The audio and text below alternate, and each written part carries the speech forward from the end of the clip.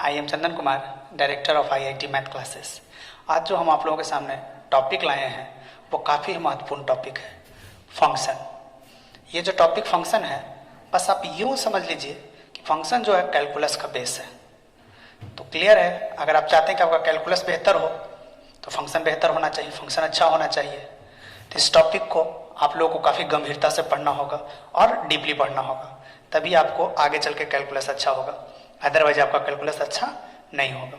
तो चलिए इस फंक्शन को स्टार्ट करने से पहले इस फंक्शन टॉपिक का एक हम आपको लिस्ट दे देते हैं कि फंक्शन में पढ़ना क्या क्या है।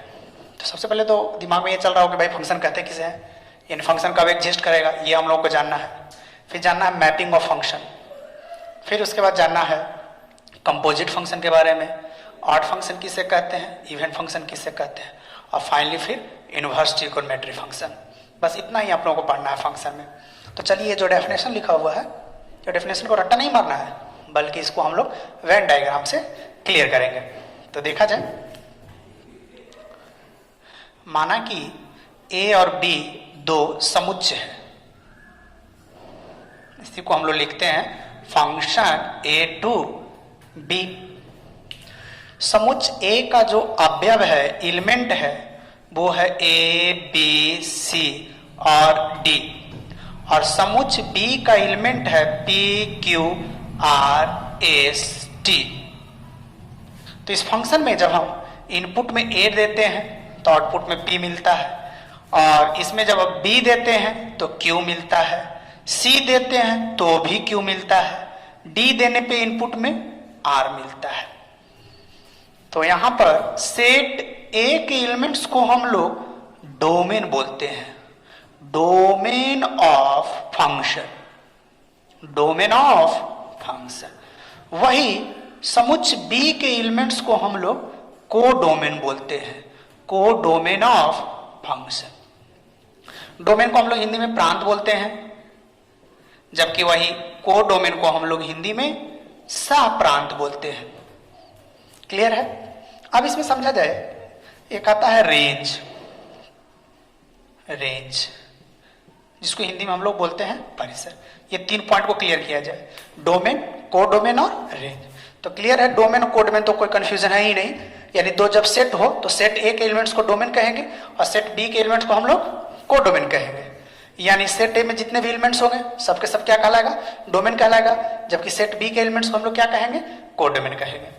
वही रेंज के बारे में समझा जाए तो ध्यान दीजिएगा, सेट ए के जो एलिमेंट्स है उसका जो इमेजेस जो सेट बी में मिल रहा है, यानी इनपुट डालने पे जो आउटपुट प्राप्त हो रहा है, उसी को हम लोग रेंज कहेंगे। तो क्लियर है, वेन डायग्राम देखकर आप बता सकते हैं कि इस फंक्शन का जो रेंज होगा वो आपका हो जाएगा। देखिए ए बी सी और डी डालने पे आउटपुट में जो हमें मिला है रिजल्ट पी क्यू और आर मिला है, यानी इस फंक्शन का जो रेंज होगा उसको सेट फॉर्म में रिप्रेजेंट करेंगे p q and r. This is the range of this function. Clear है? अब देखिए इसमें, अब इसका थोड़ा डेफिनेशन पे एक बार गौर किया जाए। ठीक है, क्या लिखा हुआ, let a and b are two non empty set. Non empty का मतलब हुआ अरिक्त समुच्चय, यानी समुच्चय ए और बी में कुछ ना कुछ अवयव होना चाहिए, खाली नहीं होना चाहिए। तो यस, हाँ जैसा कहा, हाँ बिल्कुल है।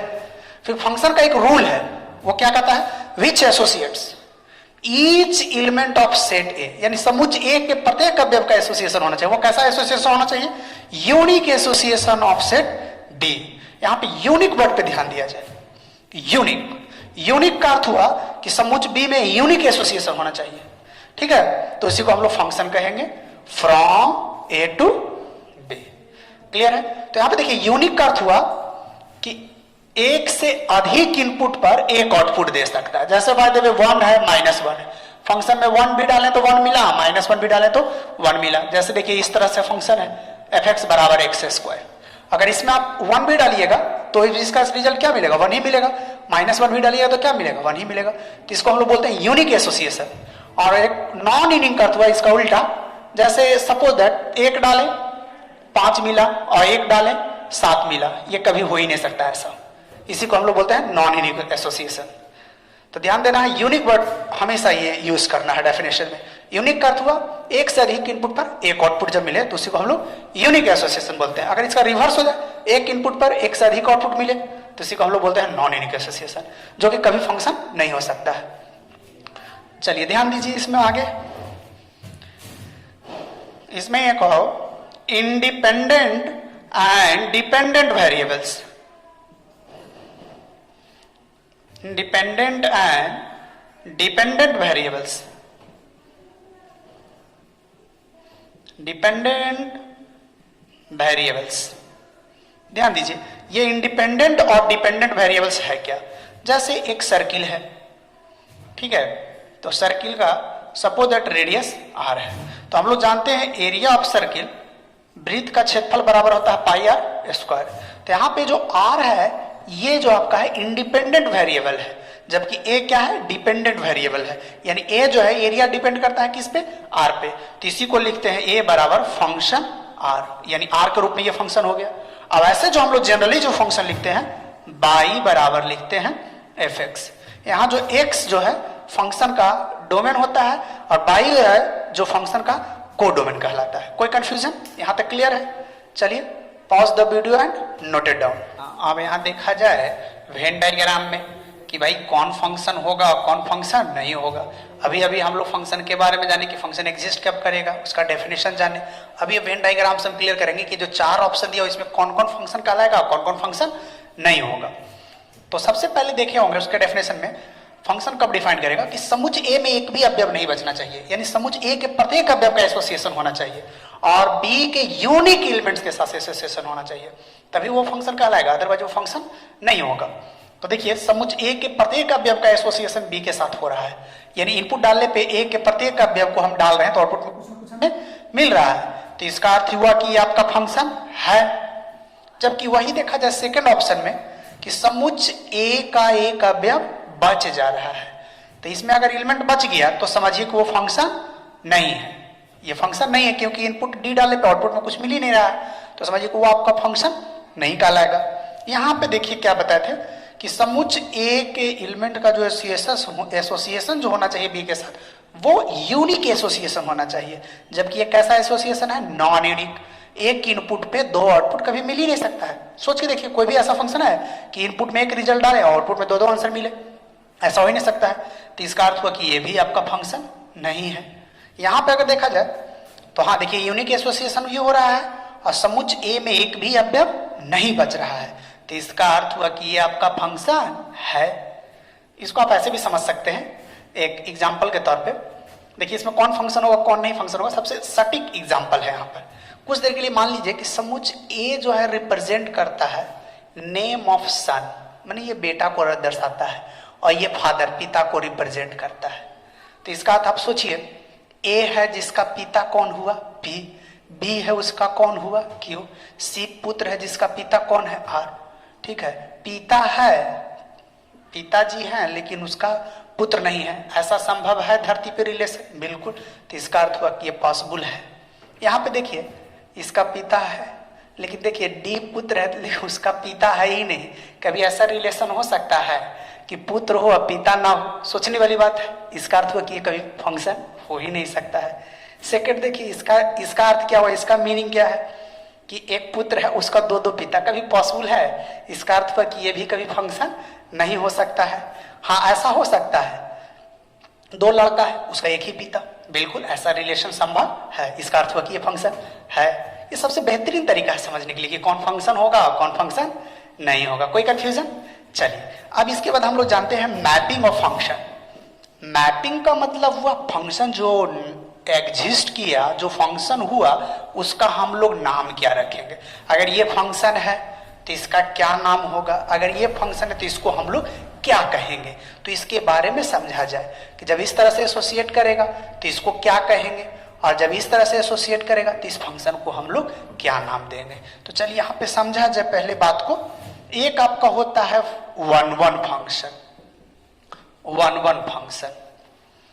एक होता है मेनी वन फंक्शन, ध्यान दीजिएगा मेनी वन फंक्शन। एक होता है ऑन टू फंक्शन और एक होता है इनटू।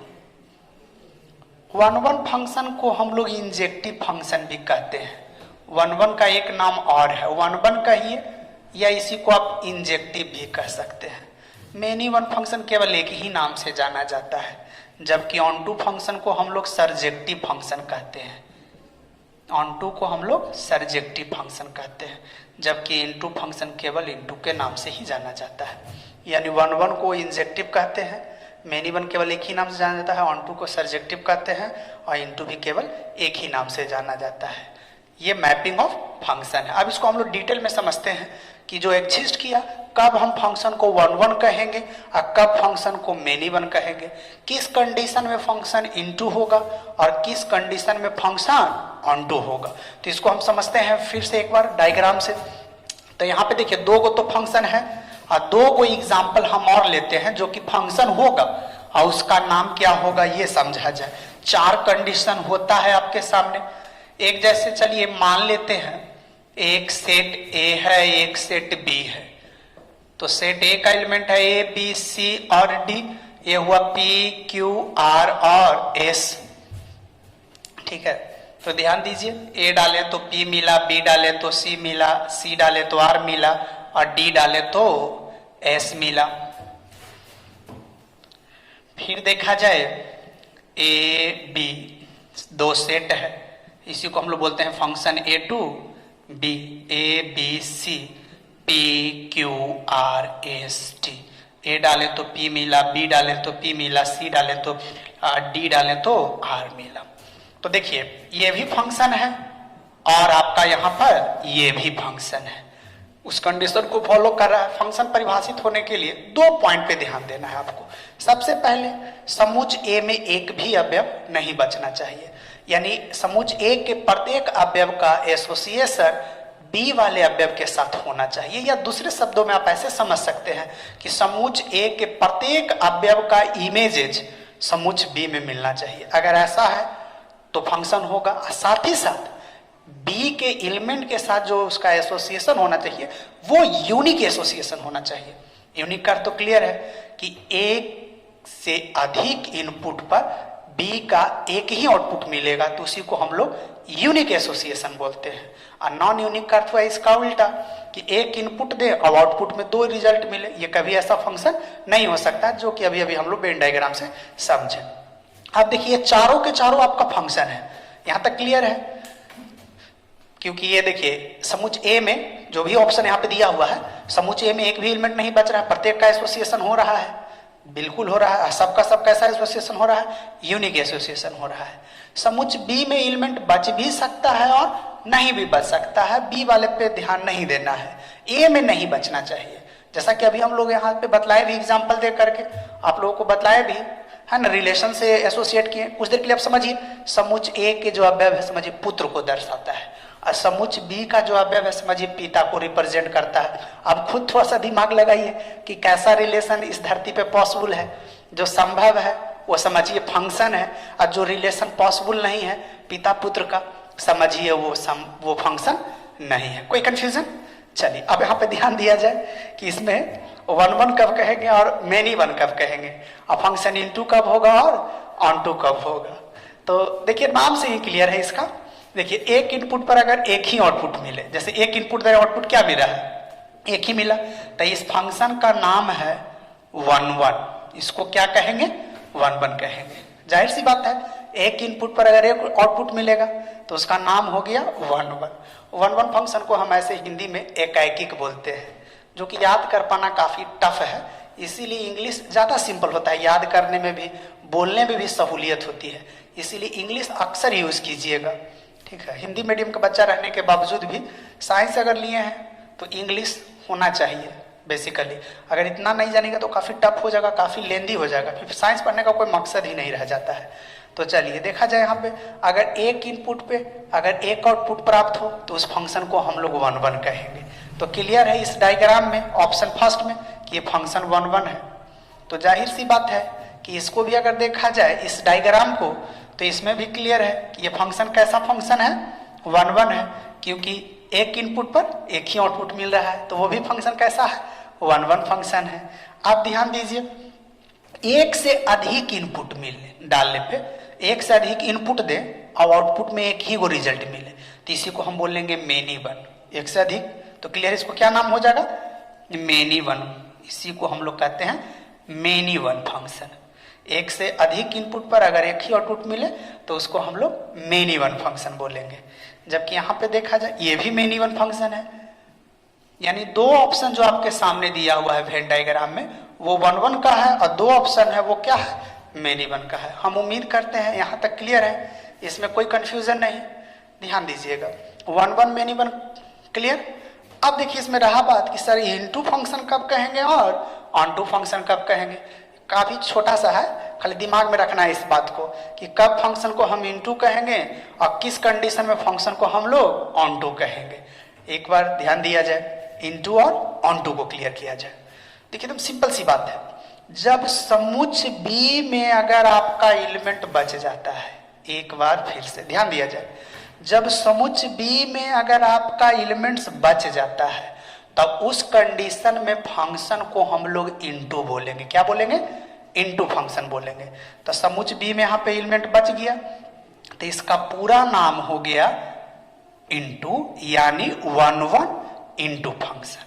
और जब समुच्च बी में एलिमेंट ना बचे तो उस कंडीशन में हम उस फंक्शन को ऑन टू बोलेंगे। कोई कंफ्यूजन, ध्यान दिया जाए। तो इस फंक्शन का नाम हो गया ऑन टू, यानी इसका पूरा नाम हो गया 1 1 ऑन टू। उसी तरह से इसमें देखा जाए थर्ड ऑप्शन में अगर देखा जाए तो देखिए समुच्च बी में अव्यय बच गया, तब बच जाएगा तो बोलना है इनटू। अगर समुच्च बी में अव्यय अगर बच जाए तो उसको क्या बोलेंगे, इनटू बोलेंगे। और समुच्च बी में अगर अव्यय ना बचा तो क्या बोलेंगे, ऑन टू फंक्शन बोलेंगे। ये कैसा फंक्शन हो जाएगा, ऑन टू। एक चलिए और ले लेते हैं इसमें, क्लियर। तो यही आपका 4 गो टाइप का फंक्शन, वो ऑब्जेक्टिव अक्सर क्वेश्चन पूछता है, काफी इंपॉर्टेंट पार्ट है ये फंक्शन का। कैलकुलस का समझिए एक तरह से आपका ये बेस है। जब तक आपका फंक्शन बेहतर नहीं होगा, बस अपने दिलो दिमाग में इस बात को नोट कर लीजिए कि कैलकुलस कभी भी अच्छा नहीं होने वाला है। बाकी ये सब सिंपल सा कॉन्सेप्ट है इसका कि फंक्शन को हम लोग 1 1 कब कहेंगे और मेनी बार कब कहेंगे, इनटू कब होगा और ऑन टू कब होगा। अब इसको थोड़ा सा मैथमेटिकल ढंग से हम लोग समझते हैं। जब एक इनपुट पर एक आउटपुट मिले तो इसको हम लोग 1 1 बोलेंगे, ठीक है। और इनटू ऑन टू समझ लीजिए, जब रेंज और कोडोमेन अगर आपस में बराबर हो जाए तो उसको हम लोग ऑन टू फंक्शन बोलेंगे। और जब रेंज और कोडोमेन आपस में बराबर नहीं हो तो उस फंक्शन को हम लोग इनटू बोलेंगे। याद कीजिए, रेंज किसको कहते हैं, डोमेन, और कोडोमेन किसे कहते हैं। समुच्च ए के अवयव को हम लोग डोमेन बोले थे और समुच्च बी के अवयव को हम लोग कोडोमेन बोले थे। क्लियर है। और इनपुट डालने पे जो हमें आउटपुट प्राप्त हुआ था उसको हम लोग रेंज बोले थे। तो इस फंक्शन में अगर हम स्टडी करेंगे, इसके वेन डायग्राम को जब हम स्टडी करेंगे और हम आपसे अगर पूछें कि इस फंक्शन का डोमेन बतलाइए तो क्लियर है ए बी सी हो जाएगा। जबकि इस फंक्शन का कोडोमेन क्या हो जाएगा, पी क्यू आर और एस। ये पूरा का पूरा क्या कहलाएगा, कोडोमेन कहलाएगा। और इसका रेंज कौन होगा, पी क्यू और आर हो जाएगा। तो आप ही बताइए वेन डायग्राम देख करके रेंज और कोडोमेन बराबर है। कोई भी बच्चा देख के बोलेगा नहीं, क्योंकि कोडोमेन कहलाएगा पी क्यू आर एस, और जबकि इसका रेंज केवल होगा पी क्यू आर। तो जब कोडोमेन और रेंज आपस में बराबर ना हो तो उस कंडीशन में उस फंक्शन को हम लोग इनटू फंक्शन कहेंगे। और जहां पे कोडोमेन और रेंज अगर दोनों बराबर हो तो उस फंक्शन को हम लोग ऑनटू फंक्शन करेंगे।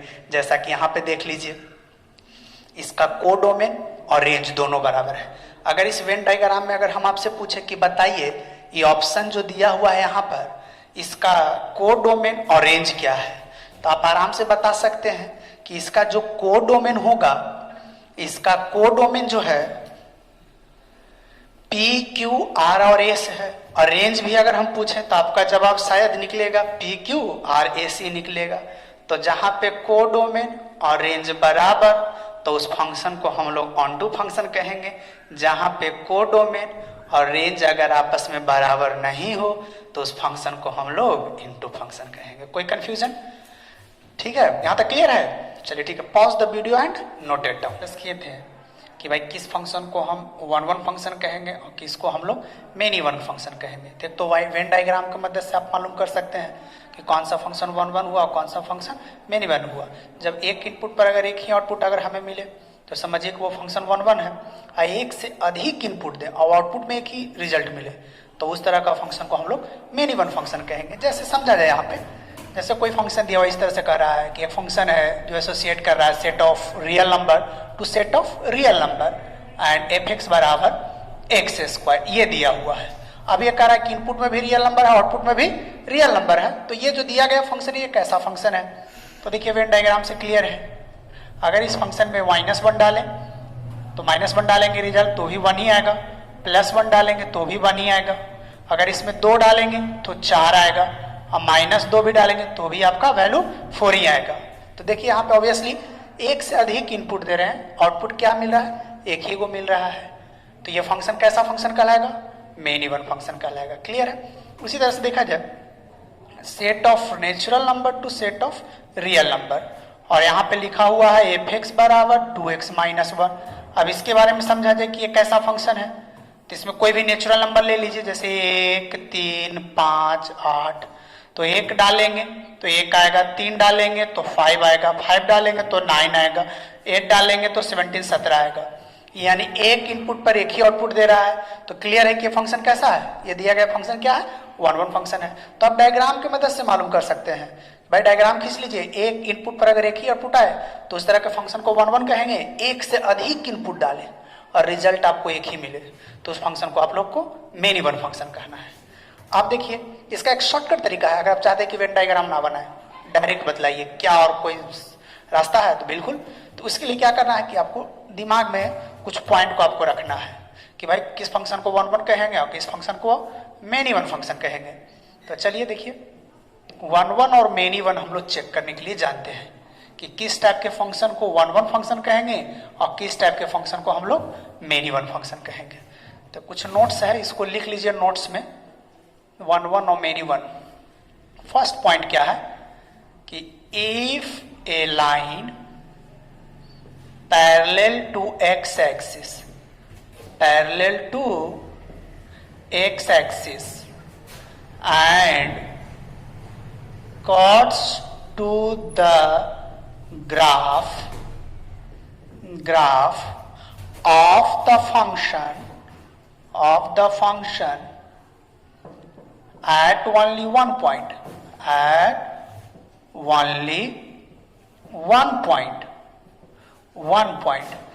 then the function is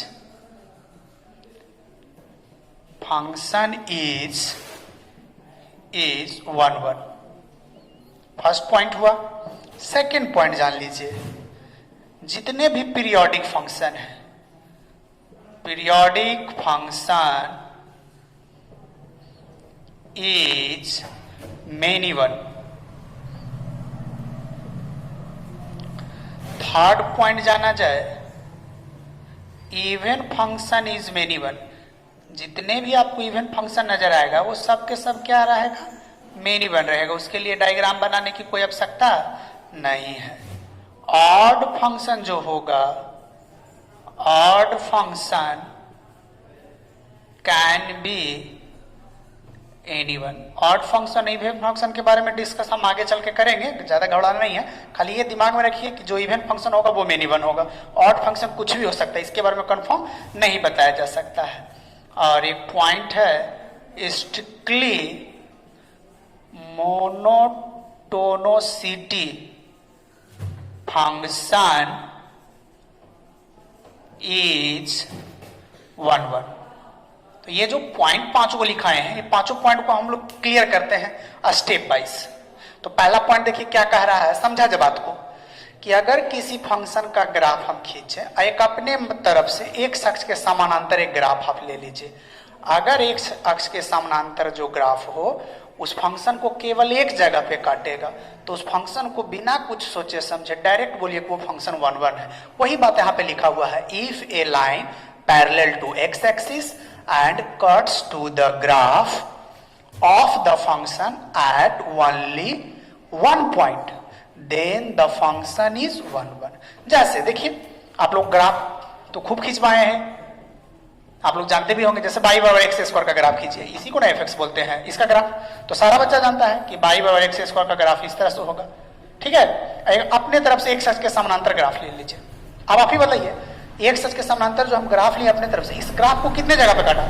फिर छोटा बच्चा भी बोल सकता है कि भाई एक से अधिक जगह पे काटा है, तो एक से अधिक जगह पे काटा तो ये फंक्शन आपका मेनी वन हो गया। अगर केवल एक जगह पे काटेगा ग्राफ को तो ये फंक्शन वन वन होगा। जैसे अगर दिया हुआ है एफ एक्स बराबर 2x माइनस वन, जैसे देखिए एग्जाम्पल ये था एफ एक्स बराबर 2x माइनस वन, ये कैसा फंक्शन है? वन वन की मेनी वन। तो ऑब्वियसली सिंपल सी बात है, बाई बराबर 2x माइनस वन का आप ग्राफ खींच सकते हैं। जैसे हम x को जीरो करेंगे तो बाई का वैल्यू माइनस वन मिलेगा, तो माइनस वन डिसाइड कर लीजिए, चलिए ये हो गया। और जब हम बाई को जीरो करेंगे तो x का वैल्यू 1/2 आएगा, चलिए दोनों को ले लीजिए, ये ग्राफ हुआ इसका बाई बराबर 2x माइनस वन का। एक अपने तरफ से ग्राफ लीजिए जो x अक्ष के समानांतर हो, ले लिए। अब बताइए जो x अक्ष के समानांतर जो ग्राफ लिए, ये बाई बराबर 2x माइनस वन को कितना जगह पे कट किया? सिंपल सी बात है, एक जगह पे कट किया। तो जब एक जगह पे काटा, केवल एक जगह पे काटेगा तो उस फंक्शन को हम लोग वन वन फंक्शन कहेंगे, और एक से अधिक जगह पे अगर ग्राफ को काटेगा तो उस फंक्शन को हम लोग मेनी वन फंक्शन करेंगे। कोई कंफ्यूजन? आगे बढ़ा जाए। सेकंड पॉइंट, डायरेक्ट अगर जितने भी पीरियोडिक फंक्शन है, आपको पीरियोडिक फंक्शन आपको मालूम ही होगा कि जितने भी त्रिकोणमितीय फंक्शन है सबके सब कैसा फंक्शन है? पीरियोडिक फंक्शन है। तो ये देखिए नोट्स में लिखा हुआ डायरेक्ट कि periodic function is many one. जितने भी पीरियोडिक फंक्शन है उसमें ज्यादा दिमाग लगाना ही नहीं है, वो सब का सब कैसा फंक्शन होगा? वो मेनी वन फंक्शन होगा। जैसे बाई बराबर साइन एक्स, मालूम ही होगा, त्रिकोणमिति में सब लिखाए हैं कि बाई बराबर sine x is a periodic function with period 2 पाई। तो ये पीरियोडिक फंक्शन है, इसमें ग्राफ भी खींचने की कोई जरूरत नहीं है, डायरेक्ट बोलिए ये जो फंक्शन है वो कैसा फंक्शन है? मेनी वन फंक्शन है। कारण क्या है कि ये पीरियोडिक फंक्शन है। एक तरह से और पता कर सकते हैं, किसी को बाय द वे ये पॉइंट नहीं याद है लेकिन ग्राफ मालूम है कि बाई बराबर साइन एक्स का ग्राफ इस तरह से होता है, सब लोग जानते होंगे। एक अपने तरफ से ग्राफ लीजिए जो एक्स एक्स के पैरेलल हो, बोले कितना जगह पे काटा? एक से अधिक जगह पे काट रहा है, तो एक से अधिक जगह पे काटा तो उस फंक्शन को आप लोग क्या कहेंगे? मेनी वन कहेंगे। डायरेक्ट भी जानते हैं कि पीरियोडिक है तो मेनी वन, और फिर ग्राफ के कॉन्सेप्ट भी पता कर सकते हैं। सेकंड पॉइंट क्या है कि इवन फंक्शन जो होगा वो सब के सभी मेनी वन होगा। तो इवन फंक्शन, ऑड फंक्शन अगले क्लास में हम आगे चल के बात करेंगे। और ये लास्ट पॉइंट है, ये समझा जाए, strictly monotonicity function is one one. इसका अर्थ हुआ कि अगर किसी फंक्शन का ग्राफ अगर हमेशा इंक्रीज कर रहा हो या फिर हमेशा डिक्रीज कर रहा हो तो वो फंक्शन हमेशा वन वन होगा। अगर किसी फंक्शन का ग्राफ अगर हमेशा बढ़ रहा हो या हमेशा घट रहा हो, या तो बढ़ते रहे always increasing, otherwise always decreasing, तो वो हमेशा फंक्शन होगा जो आपका वन वन फंक्शन होगा। ऐसे हम आगे चल के कैलकुलस में जब मैक्सिमम मिनिमम पढ़ाएंगे तो वहां पे भी इसको हम बहुत अच्छी तरह से क्लियर करेंगे। खाली माइंड में ये रखिए कि जो स्ट्रिक्टली मोनोटोनोसिटी हुआ, मोनोटोनोसिटी का अर्थ हुआ always increasing otherwise always decreasing. जिस फंक्शन का ग्राफ हमेशा बढ़ रहा हो या हमेशा घट रहा हो वो फंक्शन हमेशा वन वन फंक्शन होगा। क्लियर है? कोई प्रॉब्लम? सही है, चलिए pause the video and note it down.